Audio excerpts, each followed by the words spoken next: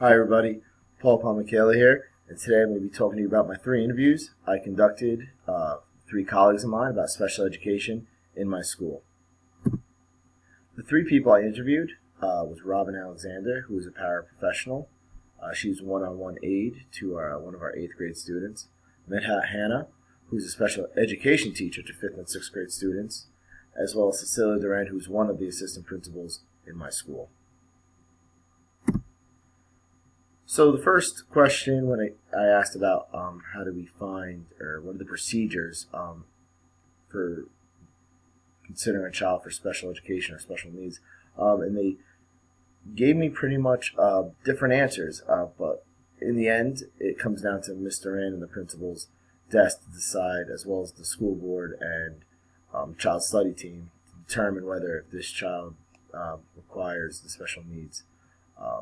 Ms. Alexander talked about how to refer a child. Mr. Hanna focused on the INRS procedures, which really goes to our counselors, and then Ms. Durand collects all that data as well as communicates with the child study team and uses that information to decide whether a child gets the services he or she needs. The most challenging part for them seemed to always to be managing styles.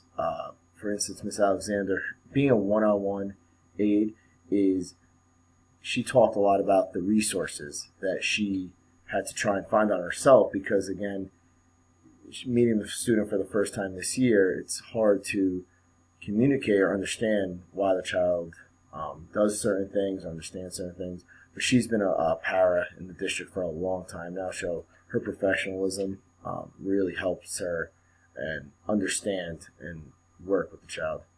Mr. Hanna's challenge is modifying each lesson to each child's needs. In special education, a lot of these students have IEPs, which is individualized programs for these students. So Mr. Hanna's biggest challenge is, how does he teach a lesson that successfully gets to every student in his class? And Ms. Durand's biggest challenge was making sure that everyone, special education and school, is understanding and ensuring that the programs that we provide is the best programs we can offer our students. When it came to the most rewarding part of dealing with special education students and the parents and other teachers, all of them talked about the students. The most rewarding part for all of them, generalized, I would say, is seeing the students succeed, whether it be in the classroom, whether it be socializing, whether it be combining, a student who had social problems, who could not work with others, now doing group projects with everybody in class. But in the end, all 3 of the people I interviewed all talked about seeing growth and progress to their students, and that to them makes them really feel good about what we're doing. And even as teachers, I would say, when any of our students do well or you see growth, we all feel good about ourselves, that knowing that, it's not so much us, but we gave the confidence to that child to better themselves. The advice I got from everybody was a little bit different. I was very surprised at Ms. Alexander's being just a paraprofessional, but doing this interview, you get to realize how important a paraprofessional really is in your school. I always respected them, always had a great thing, and I actually feel bad that I did not give these people a lot more credit. They really help teachers tremendously, and they're one of these unsung heroes where you don't hear about, or they don't ask for the credit, but they do amazing things, not just with, again, Ms. Alexander's a one-on-one student, but they do amazing things with just all the kids in our school. So some of the advice, I was really happy. She mentioned the legal ramifications. Being a one-on-one, she says, her focus is on this child. She needs to make sure everything she's doing is in compliance with the district policy, protocols, and other things that could possibly be bad if she does not follow or get the proper training she needs. Mr. Hanna What Joseph said, if anything with special education, you need patience. And I'm sure all the special education teachers in this class totally understand what he says. And after this interview, I really understood what he meant by that.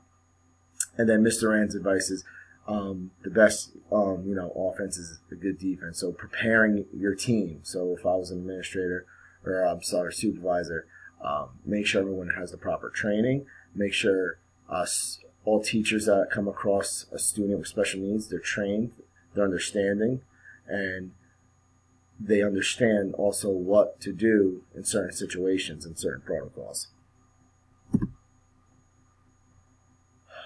This, again, was across the board, almost the same answers. The biggest thing to do what works effectively is just communication, constant feedback, daily updates, because, again, the biggest concern for them is they get a lot of phone calls from parents with special needs, students with special needs parents, because the parents are concerned. Again, depending on the student's need,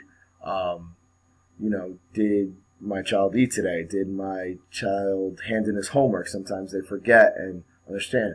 So the biggest thing all three of my colleagues told me about were the importance of just communicating, open, honest dialogue. Because again, if it was what Mr. Rand said, if it was your kid, I'm sure you would want to know everything that's going on in school as well.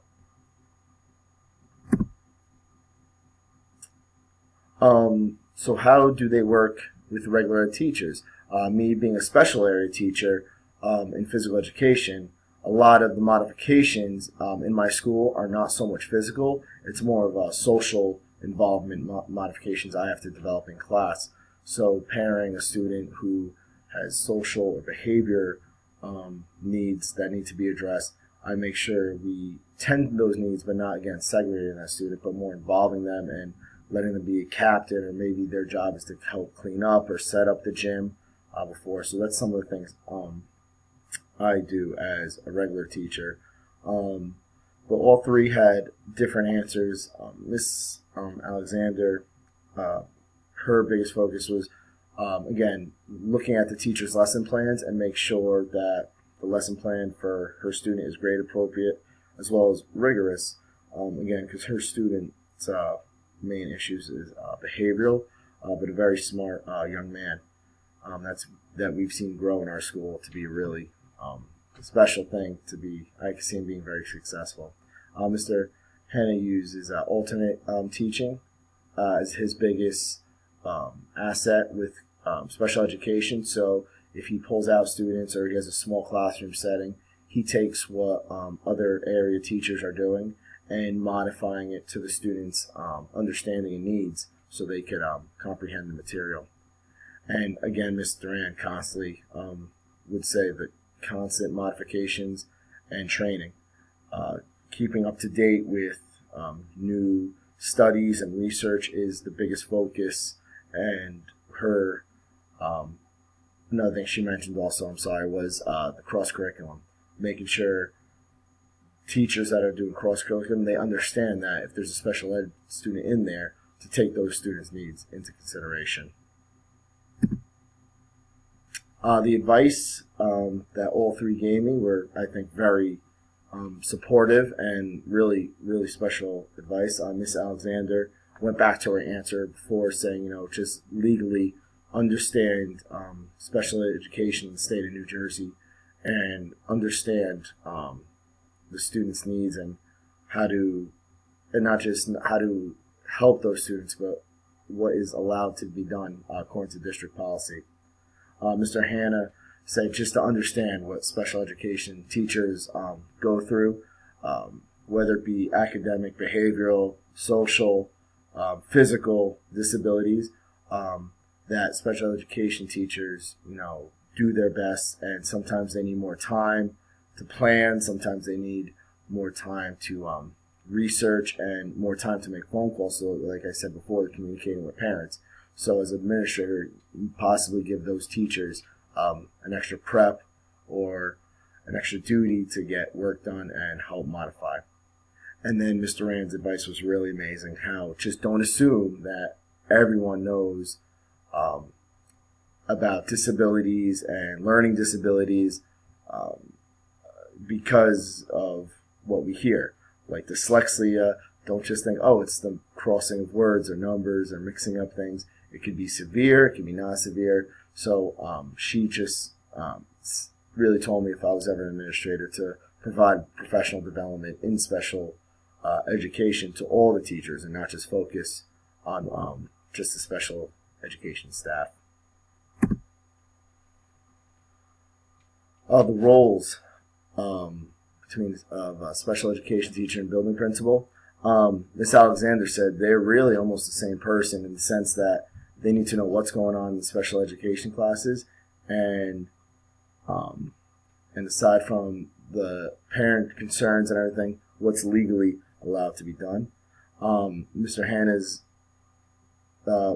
pretty much said the special education teacher is vital, and the building principal is the leadership. So the principal sets the expectations, the principal sets the bar, and the special education teacher feeds off that and does what he or she can to make their classroom successful.